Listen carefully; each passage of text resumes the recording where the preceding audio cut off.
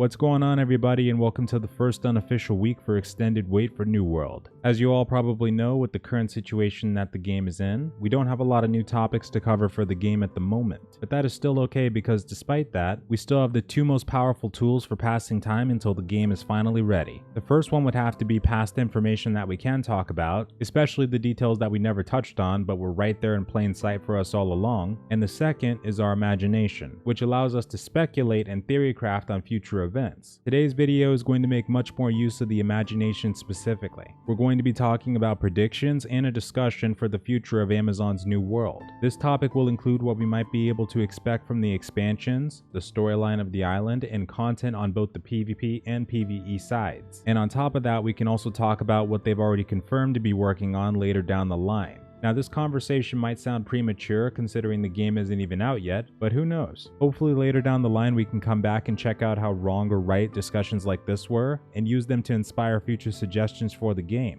So with that out of the way, let's talk about what we know currently, starting with the storyline. We know that New World takes place on a mysterious island called Aeternum that contains a powerful resource called Azoth that's said to grant the power of immortality. Over the past few months, we've seen multiple times on how this resource can create things of great beauty and how it entwines itself with the nature around it to create what are known as the guardians and the wildlife of the island. On the other side of this, we know that this resource also has the capabilities to corrupt both the beings of the island and the environment itself. The four factions that reside on Aeternum are known as the following: the Angry Earth, the Lost, the Ancients, and the Corrupted. We've already talked about what defines each of these factions, so we won't dive into it again, but I would like to point out that there has been some curiosity surrounding at least two of the factions when it comes to how they appeared and who they're really up against. The first curiosity is the Ancients. We know from what they've told us about them that they are actually all gone and that what is left of the Ancients are known as Guardians. Those are the skeletal creatures that are seen in multiple screenshots to be wearing the outfits of the Ancients, or regular skeletons that are found near these peculiar statues with a split down the middle. Now, what we don't know is why exactly they are here on the island or what happened to the people known as Ancients that disappeared. I feel like it has something to do with the Corrupted itself, and I've also talked about this more in depth on my story-related video for the game. But before the island starts to fall prey to the corruption like it's demonstrated in the trailer, it seems like the island is relatively peaceful with no sign of disturbance. These Ancients, or the guardians of them, may have risen when the Corrupted caused the people to go extinct. It could have been another way for the island to rise up and fight for itself, using the power of Azoth to imbue these corpses to rise and make them even more powerful than the Lost. We can even see in some snippets of them that they harness a light blue glow as opposed to the red one we've seen from the Corrupted, or no glow at all coming from the Lost.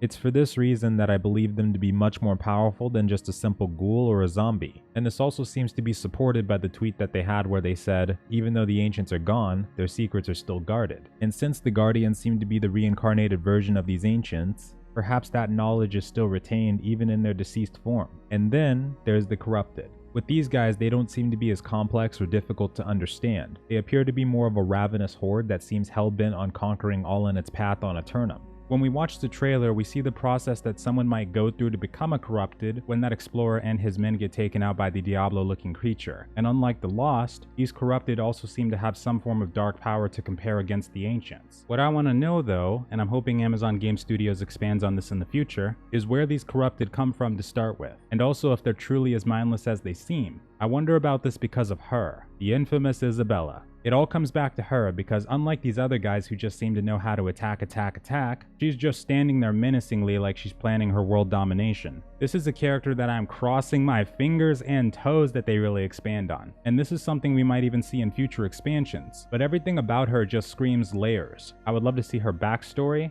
her plan of attack on us and this island. Amazon could really expand on this character to start their own story, and they already have a good foundation for this sort of thing from what we know so far from the lore. But it will need some interesting characters to support it. And judging from the concept art of Isabella that I was able to obtain, I'm sure that she could have a big arc all on her own. Along with this, one thing I hope we see, and I think we should see if the game takes off, is more characters with depth to them that add to the overall storyline and game as a whole. And I predict that maybe in future expansions, they might even team us up with the Ancients to go against her. We still don't know where exactly we come from or what it's called, or who owns that place and what kind of people might be there. And this seems like it could be something they could potentially save for the future, even for expansions like the PC Gamer article mentioned when they had the press event in February. And of course, if we're talking about other islands and map expansions, expansions, what better way to do it than with the naval system or having some form of naval mechanics involved? This was something they mentioned as one thing that could happen later down the line alongside naval combat if the players want it. But it doesn't directly mention a quote from any of the game staff, so this is something we'll have to get confirmation on in the future. And when it comes to expansions, aside from the storyline and the characters, we could potentially see even cooler aspects in the game's future. And I'm talking, of course, about the content. Now first, let's talk about the content that we have so far and what kind of doors it might open up.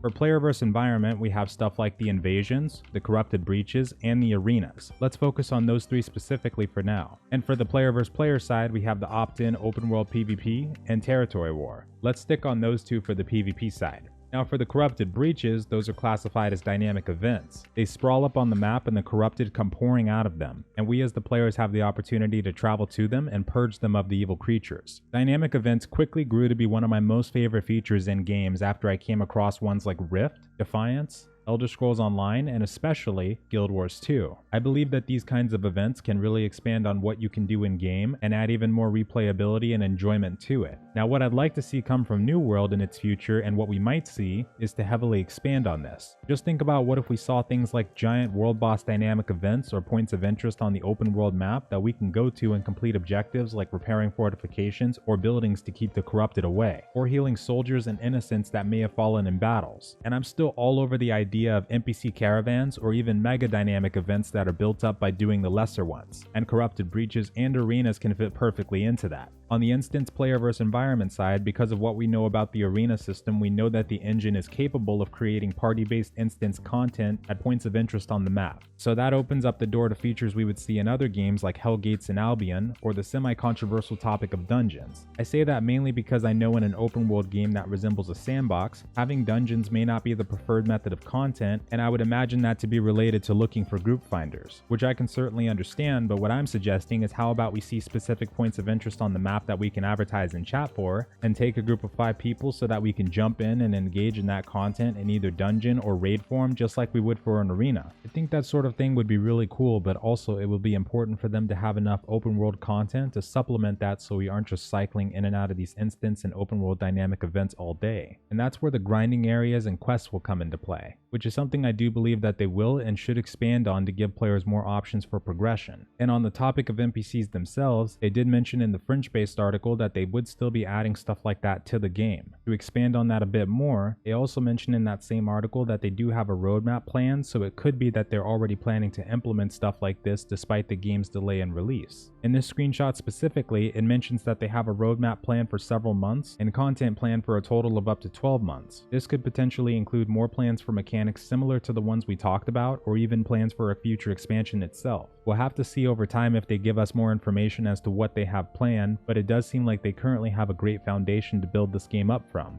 Now, along with the PvE side, we do have another very important side of the game that players will be getting more familiar with during the beta and launch phase, and that's the PvP. Currently, we know that New World features PvP-based faction missions, open world opt-in PvP, as well as territory wars. Now, one thing I've talked about in a previous video is that maybe the territory war system as it works right now, it may not be enough to satisfy players that focus specifically on the PvP-based aspects of the games. If you've played other games in the genre that feature PvP-based modes or environments, then you may have seen a good amount of players that engage solely in that PvP content. There's various different types of MMO-based players, but those ones might start doing it from the moment they log in, all the way until they log out for the day. So like I've expanded on in the potential issues that may arise video, maybe there's some other types of PvP-based content that we'll see in the future alongside what they've confirmed to be working on. A really good start to this and just about any PvP content in games is the duel system, and it just so happens that Amazon has stated in that very same article that it is a highly demanded feature by the players, and even though it's not planned for the game's launch, it is something they're currently working on. Along with this, I have suggested in the past that it would be nice to see different aspects like leaderboards for both PvE and PvP-based rankings. A good system that I've seen for this is the one like Ascent Infinite Realms Thailand based one, where you would get rewards based off of which top ranking brackets you are a part of, which could provide a nice incentive for players to keep engaging even in opt-in PvP or PvP missions themselves. In addition to this, I've also suggested the possibility of instance battlegrounds or arenas to sort of alleviate people having to solely rely on the territory wars and PvP missions or opt-in PvP to get their fill of action. But what I didn't talk about as much and probably should have is instead of having it be instanced, it could also be completely open world based. And I think this could be something that could tie in very nicely to the faction system of Aeternum. For example, right now there are gamers that don't fully understand the point of the faction system or feel that it could just be yanked out of the game and we would be just fine with making alliances within our companies. But I don't think this is something that would happen with the new vision that is laid out for the game. But what could be done is to add more onto that system so it does make sense and gives people more incentive to take part in it. What if we had open world based points of interest on the map that acted as capture points that we could fight over at any given point of the day? I think something like this could even tie into the territory war system, where maybe instead of just doing PvP based missions to get influence, we could also capture these points of interest on the map and hold them for a certain amount of time for our faction.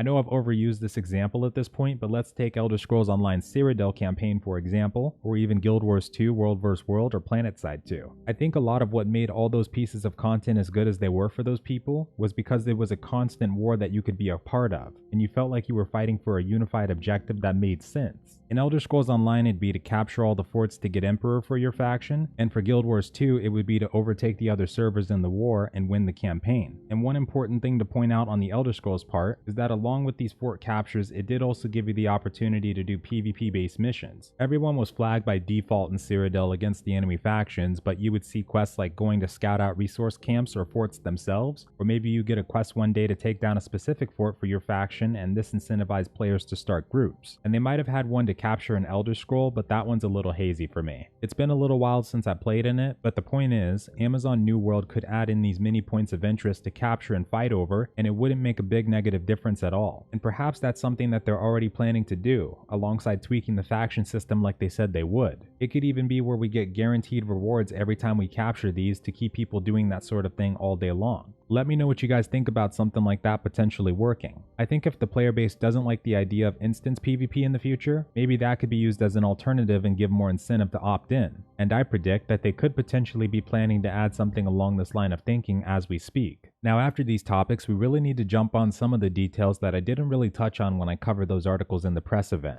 The first one is the cash shop. And of course this is always a legendary one for making just about anyone nervous to talk about when discussing games. We've seen quite a few times where games that could have been classified as really good ended up getting ruined by these, whether it was due to heavy convenience microtransactions or flat out pay to win. I won't name any names, but over the years we've had more than a few examples of this. And of course we know that New World will also feature a cash shop. However, luckily from another article in that very same website, Scott Lane had confirmed that they are only planning on doing a strictly cosmetic cash shop. Along with our characters, we'll also be seeing house decorations that can be purchased inside it, and hopefully we won't have to get the majority of our furniture from the shop as opposed to hunting it down or crafting it in the open world. But that should give players some degree of relief. And speaking of the housing system, they've also talked about how they're planning to add in features for those of you who like to roleplay, or those of us that just want an opportunity to interact more with our homes after we decorate them. This might include interactions like touching items, moving items, or even sitting in chairs. And in this very same quote, he also mentions a die system, along with emote-based interactions like walking or strolling.